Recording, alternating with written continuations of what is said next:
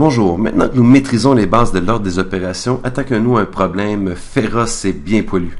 Donc ici, nous avons toutes sortes de parenthèses et nombres, mais dans n'importe quel problème sur l'ordre des opérations, vous avez seulement à prendre une respiration profonde et vous rappeler. Nous allons faire les parenthèses en premier, donc un P pour parenthèse, puis les exposants. Ne vous inquiétez pas si vous ne savez pas c'est quoi des exposants, il n'y en a pas dans ce problème. Ensuite, la multiplication et la division. Finalement, nous faisons l'addition et la soustraction. Certaines personnes mémorisent PEMDAS, mais si vous décidez de mémoriser PEMDAS, rappelez-vous que la multiplication et la division sont au même niveau. L'addition et la soustraction aussi, même niveau. Voyons ce que l'ordre des opérations nous dit concernant ce problème. La première chose à faire est de s'occuper des parenthèses. Nous avons cette expression entre parenthèses là, juste ici. Et à l'intérieur, nous avons d'autres parenthèses. Alors, l'ordre des opérations nous dit, faites vos parenthèses en premier, mais avant d'évaluer ces parenthèses extérieures, ces choses oranges, vous allez évaluer les parenthèses en jaune, juste ici. Bon, si nous résumons, la première chose à faire est de simplifier les parenthèses qui se trouvent à l'intérieur des parenthèses. Donc, vous voyez, ce 5-2, nous allons nous en occuper. Nous le simplifions. Je vais le faire étape par étape. Quand vous aurez bien compris, vous ferez plusieurs étapes à la fois.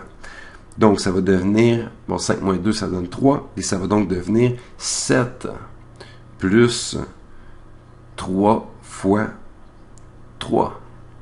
Et tout ça, c'est entouré de parenthèses. Bon, bien sûr, vous avez à côté la division par 4. Oups, c'est pas ce que je veux.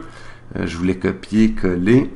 Donc, je veux copier, juste et coller ici. Donc, non, ça ne marche pas. Ça ne me donne pas la bonne expression. Bon, laissez-moi l'écrire. J'ai quelques problèmes techniques, désolé. Donc, on va diviser par 4 fois 2. Et de ce côté, nous avons cette expression dans les parenthèses oranges. Maintenant, à chaque étape, vous regardez l'ordre des opérations encore. Nous voulons toujours faire les parenthèses en premier.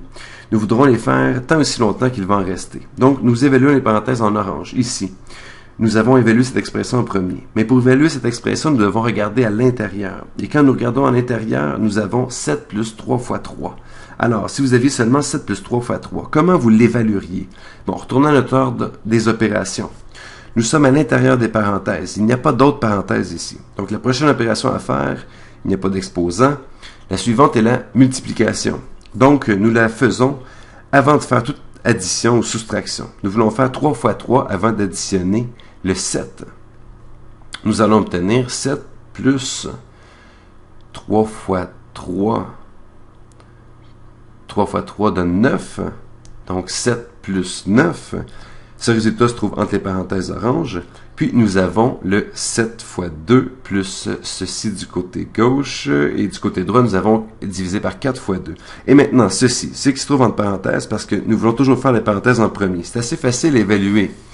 Que donne 7 plus 9? 7 plus 9 donne 16.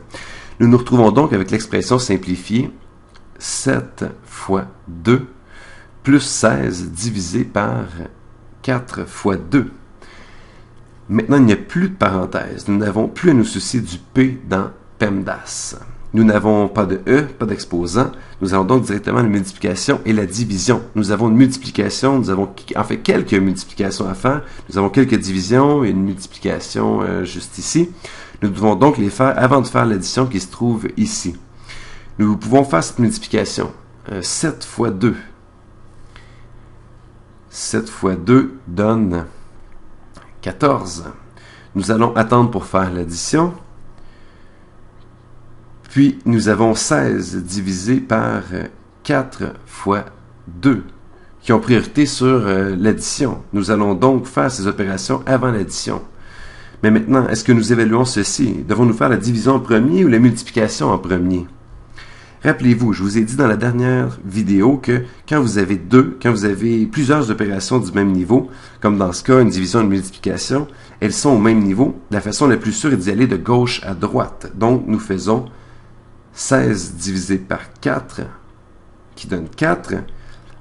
Donc, cette expression, bon, 16 divisé par 4 fois 2, simplifié par 4 fois 2, c'est ceci en vert, juste là.